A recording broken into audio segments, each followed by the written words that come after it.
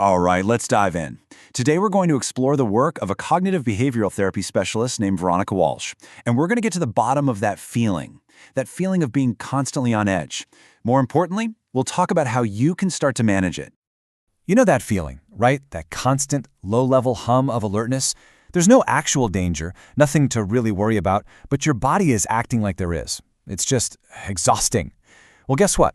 There's a real biological reason for that, and just understanding it is the first big step to taking back control. Veronica Walsh has this perfect way of putting it. She calls it a case of the tail wagging the dog.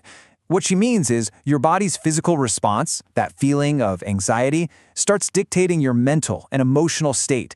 It creates this powerful and honestly pretty misleading feedback loop. So what's happening here? Well, Walsh says it's when our ancient survival system gets completely hijacked by modern life. Chronic stress, sometimes going all the way back to childhood, can literally reprogram your nervous system to treat a traffic jam with the same panic as seeing a tiger in the jungle. And this is the part you've really got to get. This is not just a mindset problem. Walsh is super clear on this. The response is deeply physical. That constant state of high alert becomes your body's new normal. And from there, it directly messes with how you think, feel, and act. It really is body first.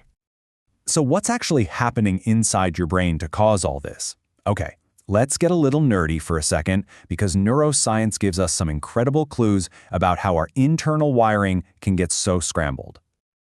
Okay, think of it like this. You've got three key players in your brain. The amygdala is your super-sensitive smoke detector. The hippocampus is the one who remembers, hey, is this burnt toast again or a real fire?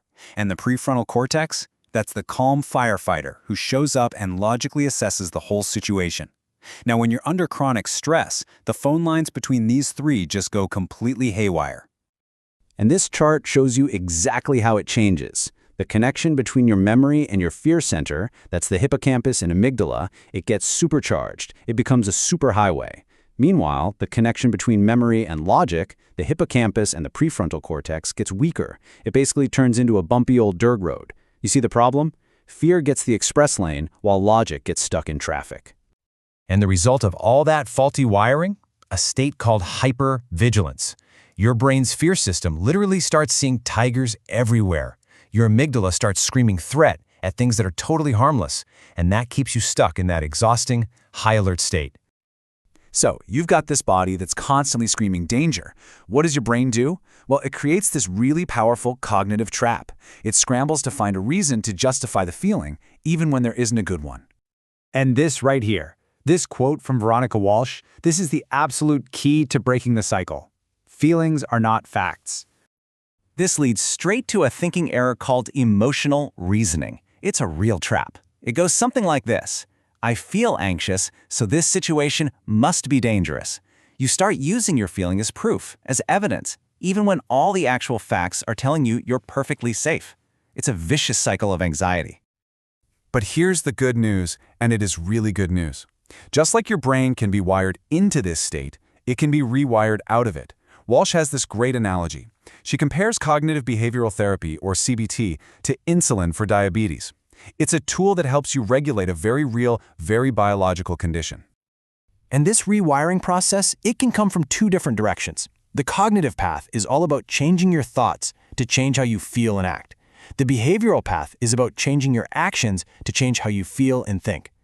Both of these are incredibly powerful ways to break that old cycle.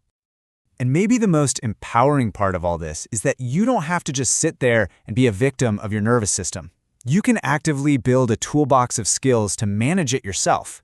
And this, right here, is where you start taking your power back. So, this toolbox is filled with all kinds of awesome techniques. Some are about just becoming more aware, like journaling or mindfulness. Others are much more active, like belly breathing to physically calm your body down, or rational self-talk to calm your mind. But let's zoom in on one specific tool for challenging those automatic brain responses. This is the thought-stopping mantra. Okay, so when you feel that wave of anxiety coming, the first thing you do is pause. Just wait a minute. Then you become a detective. You ask for the evidence. What facts actually support this scary thought? And then, what evidence contradicts it? And finally, you ask yourself, what is the price I pay for letting this thought run wild in my head? As Walsh says, You have to apply this over and over until you break those old automatic habits. And that really brings us to the core message from Veronica Walsh's work. It leaves us right here with this powerful idea of self-reliance. Yeah, your nervous system's response is a real biological thing, but it's a thing you can learn to manage. So the final thought is this: what's one small step you can take today to start learning and start doing?